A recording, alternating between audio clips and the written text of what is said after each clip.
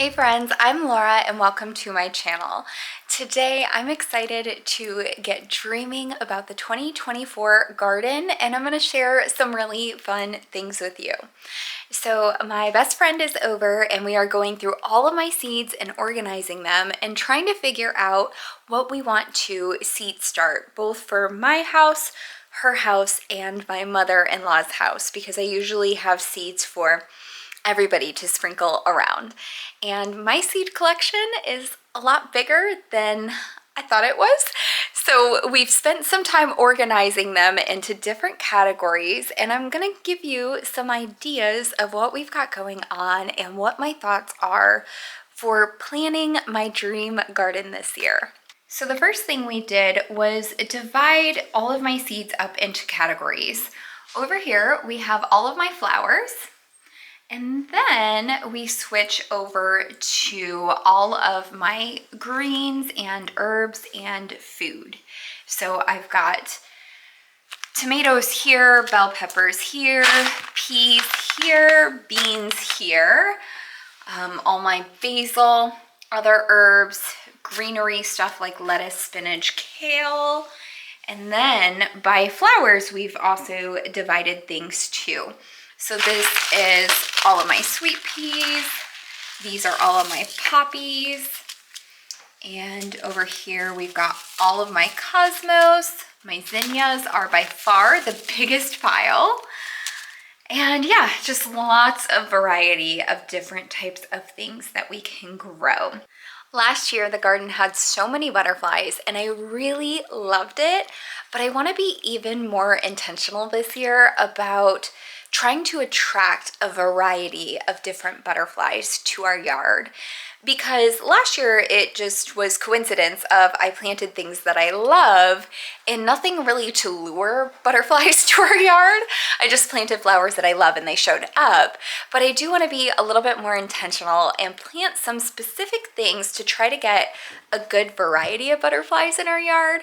Because as much as I love growing flowers and I want a vegetable garden too, I love the idea of having like a butterfly backyard, just like a butterfly sanctuary back there. So I'm excited for that, and I've got like lots of milkweed here in different colors and varieties that I want to plant to hopefully attract some monarchs. I also need to do a little bit of research about the native butterflies to North Carolina and figure out if there's anything specific I should be planting for some of the varieties that I don't already naturally get with what I have planted. And then my next thought was trying to figure out what my non-negotiables are for growing this year. What do I know for sure I want to grow? There's a lot, but also in North Carolina, we have a fairly long growing season, and I need to divide it up by like, what are we planting right now at the end of February to seed start indoors versus stuff that won't get started until like May or June. Like I definitely don't want to start zinnias right now because it's a little bit early. I don't think I need to start them yet because they grow fairly quickly. But there are some cool weather stuff that I need to figure out what the cool weather flowers are and the foods are, and maybe get started on those today. So spinach, lettuce, alyssum, that variety of things. I think poppies too are also like a cooler weather early spring crop. So I'm just kind of going through everything here. So many seeds. And one of the things I told Renee is that my first desire when looking at all of this is to go to my seed catalog and figure out what I don't have yet and go buy it. And that's like the last thing I need to do. I need to figure out what I'm going to do with the stuff I already have, because as you can see, it is a lot. So we're going to get started trying to make a plan for the garden, and yeah, just really excited. I need some goodness in my life right now, and this is definitely doing it. You want to come say hi, Renee? This is Renee. She's helping me. I'm excited. You've got a lot more than I thought. Yeah. And this doesn't include her seeds either. Yeah, and who knows what I have. I just went and just bought what's on the shelf, so probably have a lot compiled together, some overlap too. Yes. So we've got a lot of decisions to make today. Yes. So let's get started. We're going to do that. They're just listing every flower. That's what I'm saying.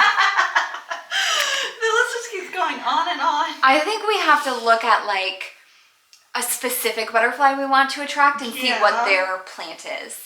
They've got every flower on.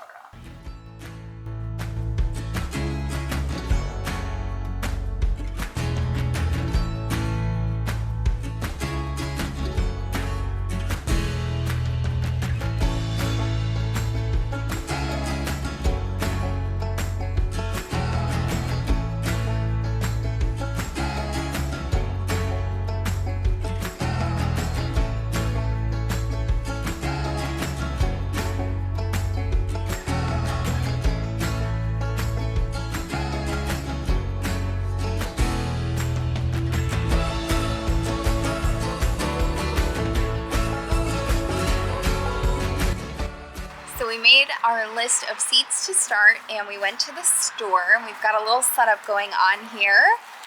Renee picked me up a couple of seeds that I didn't have for the garden already, and I'm really excited about them. The purple basil is great for flower arrangements, and then white coneflowers are one of my favorites. And then also dill, because that is a host plant for swallowtail butterflies, and I really want to attract some blue swallowtail butterflies to our yard. And I am sorry, but the traffic in front of our house is very loud. So bear with me and I'll show you the setup we have going on here. So we've got a makeshift seed starting station over here where Renee mixed up some of the seed starting soil with regular soil, because seed starting soil is completely sterile. It doesn't have any nutrition in it, but it's like a really soft, light texture that you really like to put your seeds in. So then we mix that with some soil that does have some nutrition in it, just to give our plants longer in the seed starting trays before they need to be fed.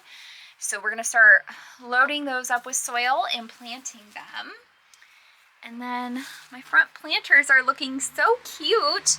These are from last year, the Candy Tuft and the Ivy. And then during the autumn, I had planted the ornamental kale and these really pretty, I think these are actually petunias. I don't know how they haven't died. They're black petunias. I don't think they're pansies, but anyway, this one's looking great. This one over here, my Candy Tuft never came back because this one is in partial sun and the container dried out too much and killed the Candy Tuft. So Renee also got me this really pretty Candy Tuft to match that one. And once that gets planted, both of my front door planters will be symmetrical again and so pretty and refreshed for spring. And then I think for summer, the only thing I'll do is trade out the ornamental kale when it starts to die, and I'll put like a really pretty trailing flower down the front.